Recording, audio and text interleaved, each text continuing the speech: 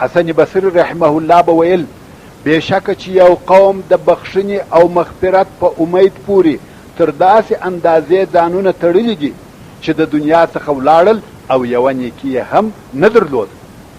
د دغه قوم خلق او افراد وایي زما پر خپل رب ښه ګمان دی، ما ته عفو او بخښنه کوي، او دی درواغ وایي، ځکه که د ده ګمان ښه وای عمل به ښه کړی وای. او بیا یې د الله عز وجل دا قول ووایه وذلكم ظنكم الذي ظننتم بربكم أرداكم فأصبحتم من الخاسرين.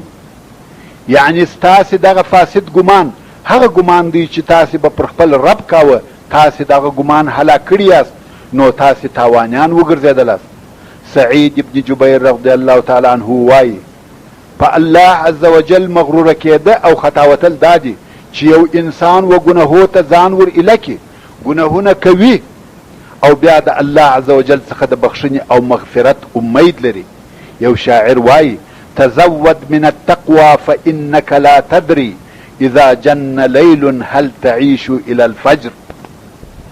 یعنی د ځان د پاره د تقوا او پرهیزګارۍ څخه خرڅ او توشه برابر که، ځکه کم وخت چې شپه تاریکه سي ته نه یې خبر چې آیا تر سهاره به ته ژوندی پاته سې. فکم من صحیح مات من غیر علة وکم من سقیم عاش حینا من الدهر. څونه ډېر جوړ خلق بې له مریضیه مړه سوي دي او څونه ناجوړه خلقو ډېره موده په دنیا کې ژوند کړی دی. وکم من صبی یرتجا طول عمره وقد نسجت اکفانه وهو لا يدري. او څونه ډېر کوچنیان چې د اوږده عمر امید یې کېدی، حال دا چې د دوی کفنونه اودل سوي وه او دوی نه وه خبر. او اوس به هغه کارونه یا هغه اسباب درته بیان کم چې انسان ته مرګ ورپه یادوي یا د مرګ د یادولو باعث ګرځي. اول د قبرو او هدیرو ته ورتګ. رسول الله صلی الله علیه و آله وسلم فرمایي زوروا القبور فإنها تذكركم الآخرة.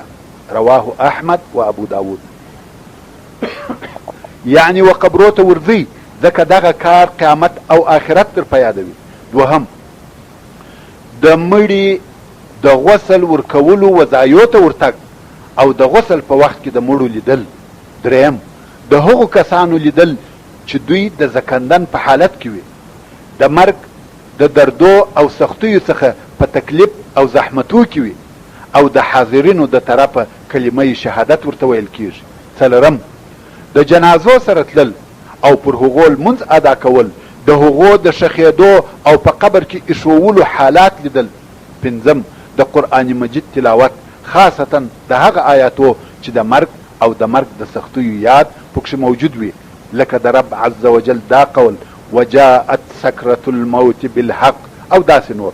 شپږم مرض او سپینږیرتیا، ځکه دغه دوه د عزرائیل علیه السلام د طرفه و انسانانو ته قاصدان دي او دا ورته بیانوي چې ای بنده خامخا و خپل رب ته ورتلونکی یې. اووم دغه کونی حوادث چې الله عز وجل یې و خپلو بندګانو ته د مرګ د یادولو په خاطر په کون او عالم کې پیښوي، لکه زلزلې، د غرو څخه د اورو راوتل او راغورځېدل، شدید طوفاني بارانونه، د مځکې چاودل، نړونکي او خرابونکي بادونه. دا ټول هغه کارونه دي چې انسانانو ته وایي ای د الله عز وجل بندگانو خامخا و خپل رب ته ورتلونکي یاست. اتم د پخوانیو امتو د حالاتو او اخبارو مطالعه او د هغه قومو بیان چې په مرګ او عذابو سره فنا سوي او